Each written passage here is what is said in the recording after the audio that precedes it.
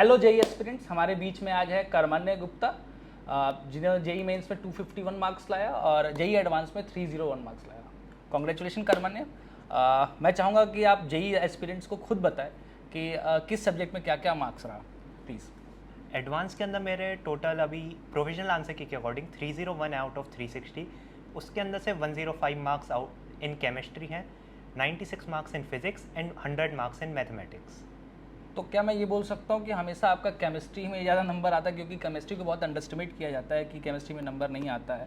तो क्या JEE mains में भी आपके केमिस्ट्री में नंबर कुछ याद, अगर जेई मेंस के नंबर अगर याद हो 251 मार्क्स में, जो मुझे याद है, उसमें से कैसे कैसे मार्क्स थे बता पाएंगे? जेई मेंस के मार्क्स मुझे अभी याद नहीं है, बट मेरी chemistry on a stronger side ही रही है। तो वो दिख भी रहा है बच्चों।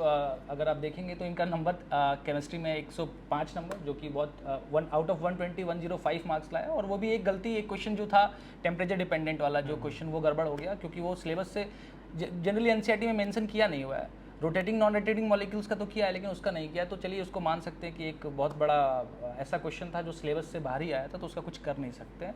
तो पहली बात तो बहुत बहुत कॉन्ग्रेचुलेशन, अप टू 301 मार्क्स ला रहे हैं। मुझे एक बात बताइए, बहुत फनी साइड में, एक 301 इधर लाए, 251 लाए, तो 1 मार्क्स लाने का क्या आपको हमेशा टेस्ट में आदत ही है क्या? नहीं सर, मतलब इट्स जस्ट अ कोइंसिडेंस कि मेरे वो 1 से एंड हो रहा है चलिए, मार्क्स। तो मुझे एक्सपेक्टेड इनका जो रैंक लग रहा है वो अंडर 50 रैंक होगा। और लेट्स सी कि जब रिजल्ट आता है तो कितना। अब मुझे कुछ बच्चों के लिए आप बताइए जो अपेयर करने वाले हैं जेई नेक्स्ट ईयर 27 और 26 में, उन लोग के लिए बताइए कि कैसे क्या आपका जर्नी रहा ये जेई का। हमारे जनरली इतनी कॉम्प्लिकेटेड होती नहीं है जितना हम समझते हैं। हमें बस क्लास अटेंड करनी है और जो होमवर्क मिल रहा है उसको ढंग से कंप्लीट करना है, एंड सिर्फ नोट्स को बार बार रिवाइज करके उसकी जो सारी चीज़ है वो ग्रेफ्स के अंदर लेनी है। बाकी जनरली इतनी कॉम्प्लिकेटेड होती है नहीं। तो मैं आपसे पूछना चाहूँगा कि आपने बुक कोई रेफ़र किया, या आप सिर्फ जो आपको मटेरियल मिला टीचर के द्वारा आपने सिर्फ उसी को फॉलो किया, या आप अपने बुक को भी फॉलो किया? हमें तो जो टीचर कहते थे हमने वही फॉलो किया। अब टीचर ने अगर बोला है कि ये वाली बुक फॉलो करनी है तो हम वो कर लेते थे। जैसे सर कहते थे कि एससी वर्मा से ये एक्सरसाइज कंप्लीट कर लो, तो हम वो एक्सरसाइज कंप्लीट कर लेते थे। मतलब आप बेसिकली कोच को बहुत फॉलो किया आपने थ्रू आउट द जर्नी, जो Yes, उन्होंने sir. कहा आपने किया, और उसका आपको रिजल्ट आज मिल रहा है, वो दिख रहा है।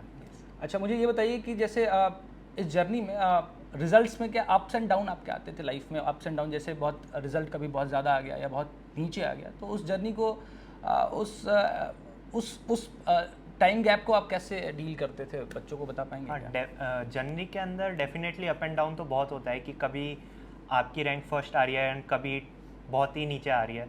तो उसके अंदर मतलब अगर फर्स्ट आ रही है तो इतना खुश नहीं होना कि फ़र्स्ट आ गई, क्योंकि फ़र्स्ट आने के अंदर भी कहीं ना कहीं एक मार्जिन होता है कि आपने यहाँ गलती की होगी, तो उस पर इम्प्रूव करना। और ख़राब आ रही है तो उस पर तो डेफिनेटली हमें वर्कआउट करना ही पड़ेगा कि क्यों हम नीचे आ रहे हैं बहुत। तो आप सेल्फ एनालिसिस करते थे, मतलब कि हाँ। हर टेस्ट के बाद एनालिसिस करते थे कि इस टेस्ट में मैंने क्या ऐसा गड़बड़ किया कि मेरे नंबर कम आ रहे हैं या ज़्यादा आ रहे हैं, और किस सब्जेक्ट में क्यों आए, किस सब कोई एरर बुक्स बनाते थे कि आप लोग सब्जेक्ट वाइज कि मैंने ये क्वेश्चंस गलती किया और ये क्यों किया, रीजंस लिखते थे क्या? हाँ, एरर बुक हमेशा बनानी चाहिए टेस्ट के बाद, एनालिसिस। और फिर एनालिसिस की अगर जब तक हमारे पास रिपोर्ट नहीं होगी तब तक हम उसको हमारे अंडरस्टैंडिंग के अंदर ले नहीं पाएंगे। बिल्कुल सही। करवाने मैं चाहूँगा कि स्मार्टफोन को लेके बहुत ज़्यादा आज का यूथ बहुत ज़्यादा मतलब क्रेज़ी हो रखा है कि मुझे स्मार्टफोन चाहिए, स्मार्टफोन चाहिए। तो मैं चाहूँगा पहली बात तो आप अपना स्मार्टफोन दिखा दो आप बच्चों को ऑन कैमरा, मैं तो चाहूँगा प्लीज़, है ना। तो ये मतलब बच्चे ये देखो बेटा, जो जर्नी अब लिटरली आईआईटी बॉम्बे जा रहे हैं, और ये इनका फ़ोन मैं बताना चाहूँगा कि ये फ़ोन इन्होंने एकदम कीपैड फ़ोन रखा है। और ये ऐसा नहीं कि ये सिर्फ आपको दिखाने के लिए, लिटरली इन्होंने फ़ोन, क्या आपने कभी इंटरनेट अभी तक यूज़ किया है? प्लीज़ बताइए मुझे। Internet can be use for good things also. तो अब जैसे किसी क्वेश्चंस के अंदर डाउट है और हमें कोई बुक रेफ़र करनी है तो हम उसको इंटरनेट से एक्सेस कर लेते थे। बट और वो भी हम इंटरनेट या तो पेरेंट्स के फ़ोन का यूज़ करते थे या फिर किसी दोस्त का ले लेते थे।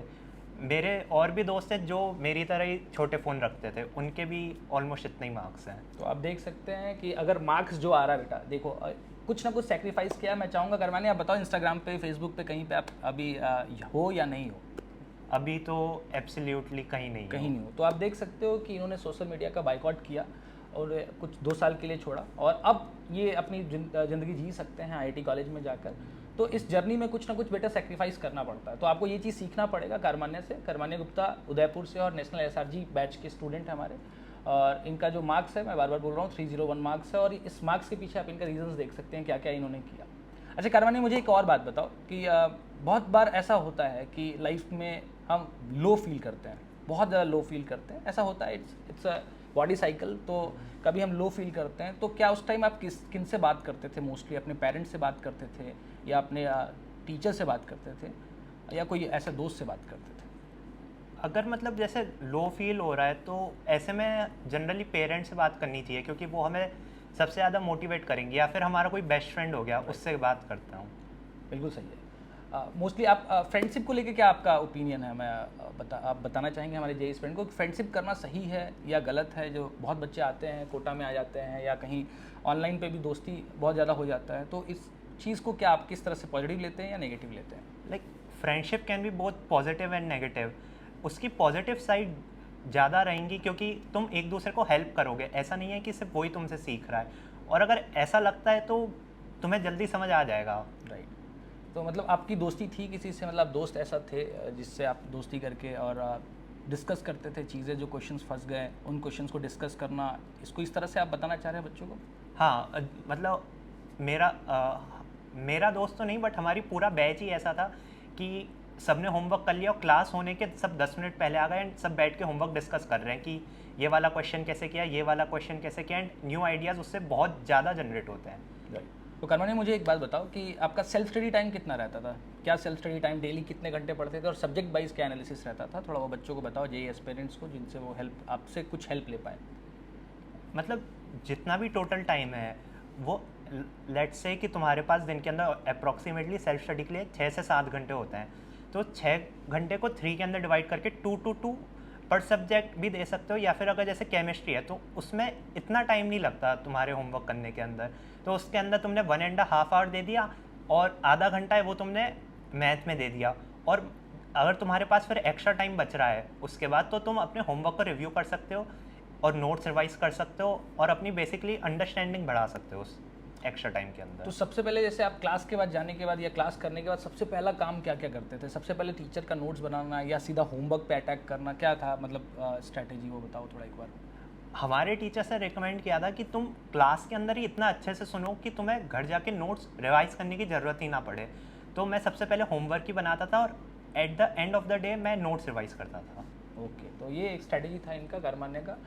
कर्मान्य, और कैसा लग रहा है अभी मुझे ये बताओ कि जो मार्क्स आया, तो क्या लग रहा है कि वर्थ इट था? जो 2 साल आपने सेक्रीफाइस किया चीज़ों को लेके, तो उस चीज़ पे आप क्या कहना चाहेंगे? मार्क्स काफ़ी अच्छे हैं, और मतलब सेक्रीफाइस तो हर अच्छी चीज़ के लिए करना ही पड़ता है। बिल्कुल सही बात है। तो करवाने सही बोल रहे हैं। क्या पेरेंट्स कितना थ्रू आउट द ये जो आपके 2 साल की जर्नी में पेरेंट्स हमेशा मोटिवेट करते थे या मार्क्स को लेके कुछ बोलते थे आपको? ये बात अगर बताएंगे, क्योंकि बहुत सारे पेरेंट्स प्रेशर जरूर बनाते हैं अपने बच्चों के ऊपर, तो उस चीज़ को लेके आप अपने पेरेंट्स को क्या बोलते हैं कि किस तरह आपको उन्होंने हैंडल किया, या क्या चीज़ अच्छा नहीं लगा, प्लीज़ बताइए। मार्क्स का तो मतलब सब पेरेंट्स को थोड़ा बहुत लगता ही है, बट इतना भी नहीं होना चाहिए कि उससे तुम दिन भर ही टेंस रहो। होता है 15 to 20 मिनट्स, उसके बाद पेरेंट्स खुद ही मोटिवेट करते हैं कि अब की बार हो गया, कोई नहीं, अगली बार अच्छे लिए आना। बिल्कुल।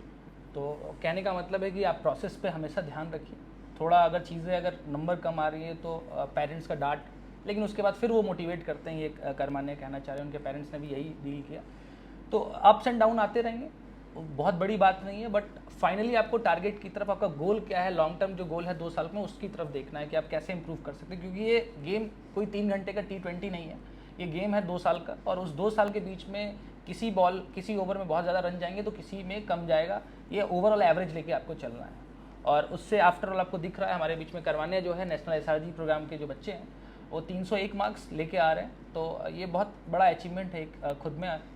तो मैं यही कहना चाहूँगा कि आप कुछ अगर बच्चों को कोई लास्ट मिनट अगर आप बताएं कि क्या करना चाहिए, कि कैसे पूरी जर्नी को आपने थ्रू आउट देखा, वो बताइए आप मुझे। Like in short and simple method कि टीचर्स को हमेशा फॉलो करो, हमारा अपना जो वर्क है वो टाइमली फिनिश करो, और अगर बैकलॉग होता है तो संडे को तुम ज़्यादा कुछ होता नहीं है करने को, तो संडे को उसको फिनिश करो, और हर टेस्ट के पहले जो तुम्हारे नोट्स हैं उसके अगर तुमने शॉर्ट नोट्स बनाए हो तो उसको रिवाइज करके चले जाओ। बिल्कुल सही बोला, जो जो पॉइंट्स इन्होंने बोला उसको ध्यान रखें। है ना, शॉर्ट नोट्स बनाएं, ठीक है, रिवीजन ढंग से करें, संडे को टाइम मिल रहा है तो अपने बैकलॉग्स को क्लियर करें, ये सब चीज़ों को ध्यान आपको रखना पड़ेगा।